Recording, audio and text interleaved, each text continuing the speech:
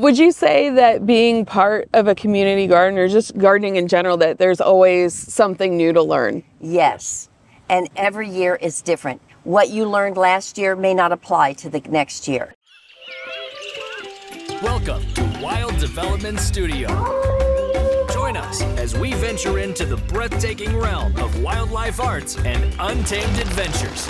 With captivating stories from the field and ideas to dive into the visual arts, we'll ignite your passion for conservation.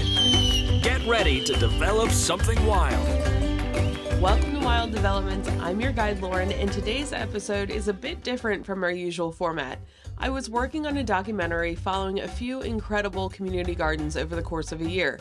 Each garden has its own unique way of giving back to the community. One garden releases over 500 monarch butterflies, another hosts a festival, and another partners with a local elementary school to teach children how to garden. And the garden you're about to hear from donates produce to a local food pantry. Community gardens are truly special. Not only do they offer their communities so much in so many different ways that we don't even know about, which is part of the reason why I wanted to do the documentary, but they also enrich the lives of those who care for them. Now, this project has been put on hold indefinitely due to some exciting and major life changes. More on that in the coming months, but I had the privilege of interviewing Jeff and Dot, two inspiring garden leaders, and their insight was just too good not to share.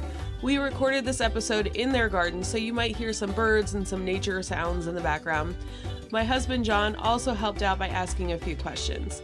If you hop on over to our YouTube channel during this intro, you'll see the first-person drone video he captured of the garden, and throughout the interview, you'll be able to watch the footage from this interview. Without further ado, here is Jeff and Dot from Loveland Presbyterian Church's Community Garden. Enjoy. I'm Dot Jameson with Loveland Presbyterian Church. I'm Jeff Jameson with Loveland Presbyterian Church. And can you tell me a little bit about the history of the garden and how it started?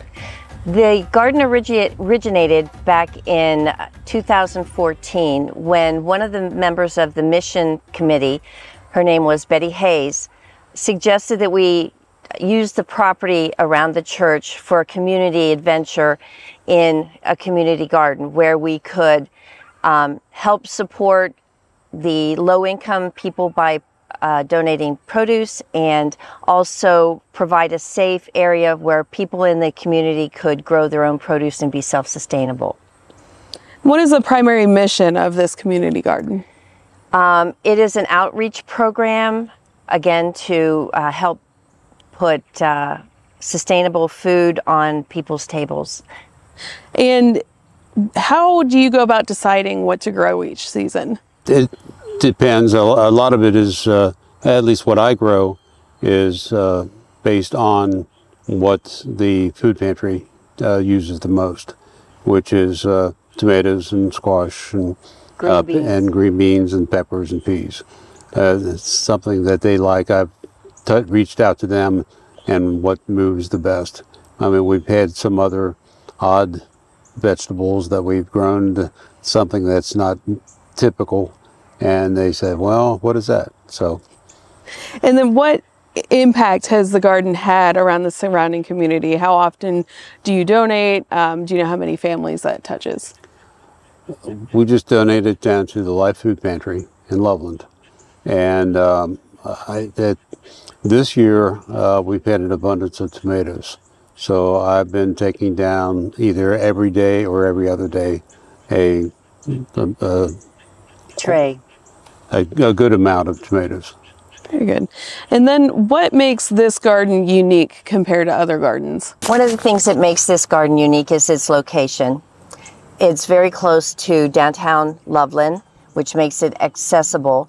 We have several walking neighborhoods that gives people access. There are several apartment buildings on down the street. People who don't have land to grow their own produce on can take a spot here and produce their own vegetables in an organic growing manner. So what inspired you to volunteer at a community garden? Well, I've always been involved with gardening from when my dad had a couple of large gardens when I was growing up. And then I think every house that we've owned, we've had a small garden. and I've been involved with gardening or volunteering with gardening ever since then. And one of the reasons that we got involved with this particular garden is we are on the mission team, and Betty Hayes, who started it, ended up coming down with ALS and was unable to continue, and they were looking for someone to take it over. And so Jeff volunteered, and I volunteered to help maintain and be the coordinators. And then what role do you guys play in the garden? What tasks are you responsible for? I'll start. Very little. I help him in deciding what we're going to plant. I help him with the watering of the seedlings when he starts plants from seeds, or if we get starter plants. I paint the rain barrels. We collect rainwater off the church roof and then pump it down to the garden. And then Jeff takes over and he does the planting, he does the harvesting. And until I retired recently, he was doing all the driving it down to the food pantry because it's open during the morning and I was working. And how often do you guys say you volunteer week to week, and what motivates you to come back? Well, I'm pretty much here, especially this year, pretty much every day, because the water barrels, I had to make sure there's plenty of water for all the other gardeners to have access. And for a while there, I was picking produce pretty much every day to take home, and also to take down to the food pantry. And we created a memorial garden next to the community garden as a memorial to Betty Hayes, and it's the pollinator garden for the vegetable garden. So I do help plant that. I'm not too good on the maintenance of it, but I will get better. We also grow produce that we like too. It's very important that you use the produce that you buy, that you grow. And some people were trying different plants just for the fun of it, which is good, but we wanted to have things that we could actually use. And so not only did we grow the tomatoes and the squash and the peppers and things like that, we also grew bok choy and sweet potatoes and some other plants like okra, African okra. It's huge. It is. And then, have you guys noticed that you've developed any new skills or knowledge since you've been working at the garden? We've learned a lot about companion planting, and we're practicing succession planting, where as one crop is going down, you're planting the next crop to get it ready so that you have continuous harvest. And that's something that we're learning how to do. We've also learned a lot about pest control. We've had, one year we had trouble with squirrels that jumped the fence and ate the tomatoes. This year we had rabbits that ate through the fence, and we had to do some maintenance. And so it's been, each year is different, but we're learning each time. And we also take classes down at Civic Garden Center because we're partnered with them. And that helps with our education that we share with the other gardeners. And what do you enjoy most about being part of this community garden? The interacting between the gardeners and passing on tips that we learn, like she was saying, it's from the Civic Garden Center, either through email or hands-on. So. And also being out in nature. It's very calming and very good for your mental health to be out in a garden. And you're hearing the birds and you're seeing the butterflies and the different other things that are out. And it's really calming.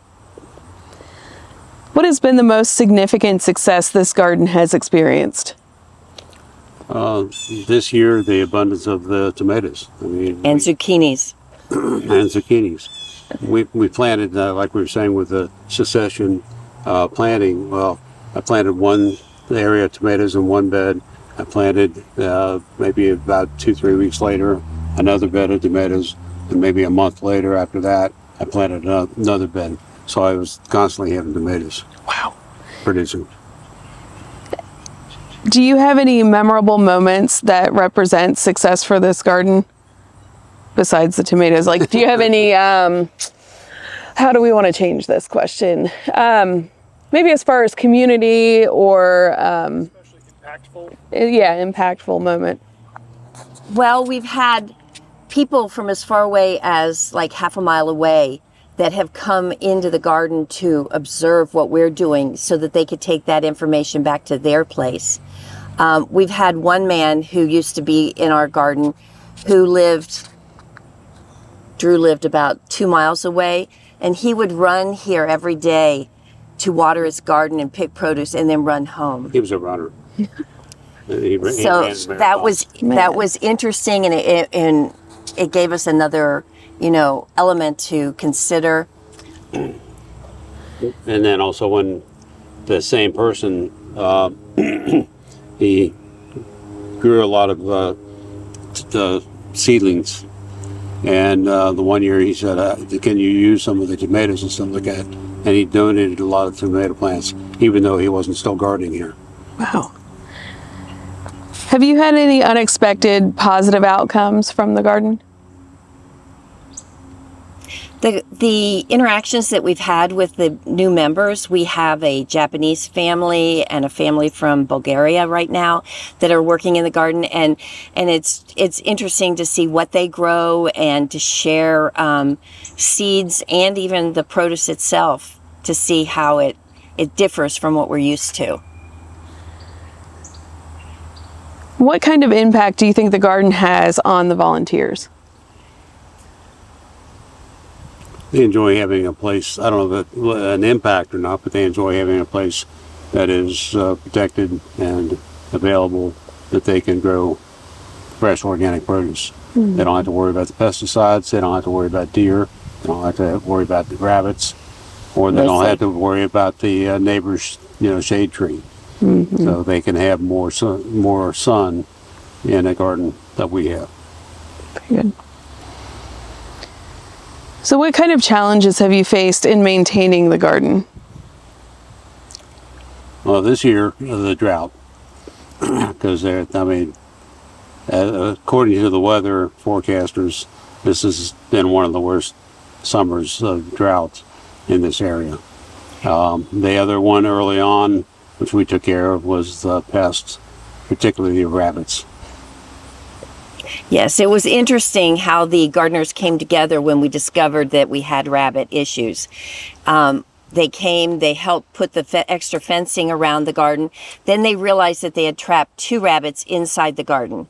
And so they all came together and they brought their kids, and they were able to catch the rabbits and release them out in the wild outside of the garden. So that was kind of like a community building exercise as well. Fun. Have you guys struggled with community involvement or maintaining the interest of the volunteers at the garden? This year with the drought, people are losing interest at the end of the season of coming in and harvesting and maintaining. And I think a lot of it has to do with we have more families that have small children, so they're involved in other activities, so time management is more difficult. Plus the record heat. I mean, it being 95 degrees, I mean, like I said, a lot of people would either come in the morning or the evening. It kind of restricted, and you couldn't be out here for any length of time when it was 95, 98 degrees. What lessons have you learned that might help other community gardens?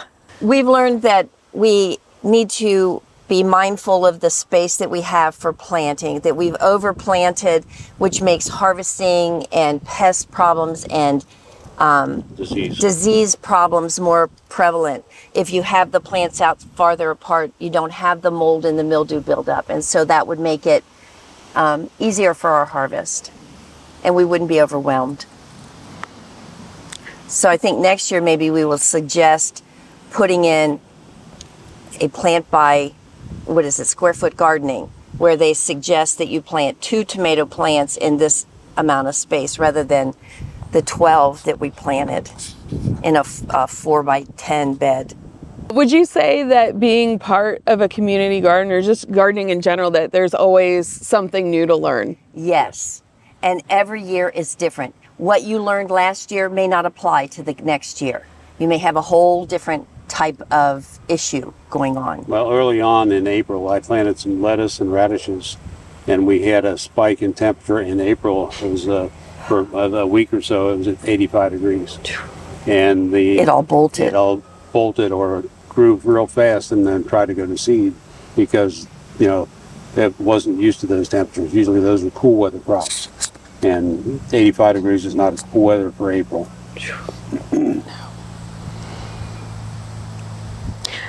What does being involved in this garden mean to you personally? It gives us an opportunity. It feels good when you're able to give back to a community and to help people in need. And I feel by planting extra beds that are strictly for produce to donate to the Life Food Pantry, it really benefits them, and it makes me feel good. It makes him feel good. And our sharing of what we've learned from previous years to new beginners, people who've never gardened before, is very helpful. Do you think that community gardens are essential for society? Yes.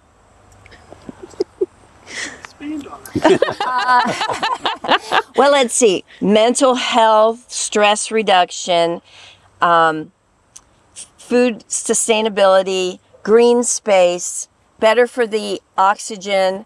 I think I covered a lot of it. and a place that people can grow food, that they know where the food is coming from.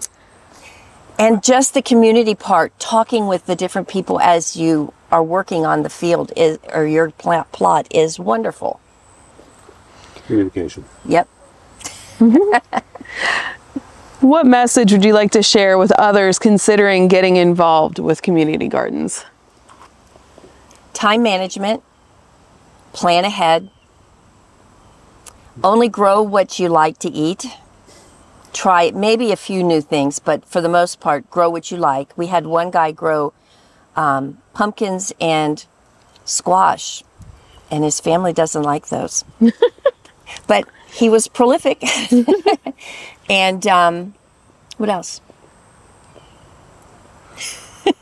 What about somebody that just wants to come in, they've never gardened before, and they want to help out? What message would you have for them? Come on. You are welcome. All volunteers are welcome. We have one bed in the back that they grew dahlias. It was wonderful to see the flowers. As you can see, one bed is full of sunflower seeds or sunflowers. So, you can grow whatever you want in your plot. I don't know how to phrase this, but someone who's intimidated because everything they grow at home dies. That's why the community garden works, because you're working as a community. We can answer questions that you may have of what didn't work for you and why. And if we don't know, we have resources with Civic Garden Center. Civic Garden Center is they sponsor these community gardens. And they offer free classes for members of the community garden to go to their facility and learn, to visit other community gardens in the community within the Cincinnati, Northern Kentucky, and Indiana border.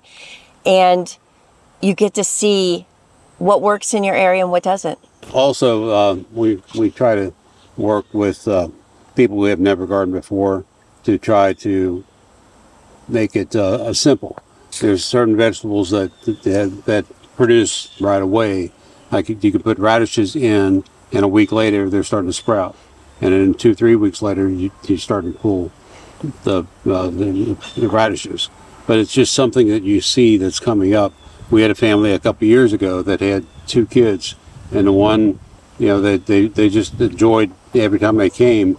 The garden looked different. Stuff was coming out of the ground. So that's a joy to see that the kids, and they learn where their food comes from. Mm-hmm. It doesn't come from the grocery store. Perfect. Well, Does the kids growing their own food make them more likely to eat it? ooh, that's a good one. I can't promise that, but it's more likely. We have a preschool here, Tender Years, and last year they said, well, this year they're going to take a tour of the garden too. Just they're learning about gardens and plants and stuff. But last year I had some carrots that were maturing, and they were the mini carrots. And I said, well, go ahead. I said, you can go ahead and pull carrots. So I don't know how many. I think they had 10 or 11 kids, and they all pulled carrots, and they cleaned them, and they ate them for a snack. So maybe. That's a good question. And until next time, get outside and see what develops. Thanks for joining Wild Development Studio. We hope this exploration into the world of wildlife arts and adventure has sparked a desire to get outside and connect with something wild.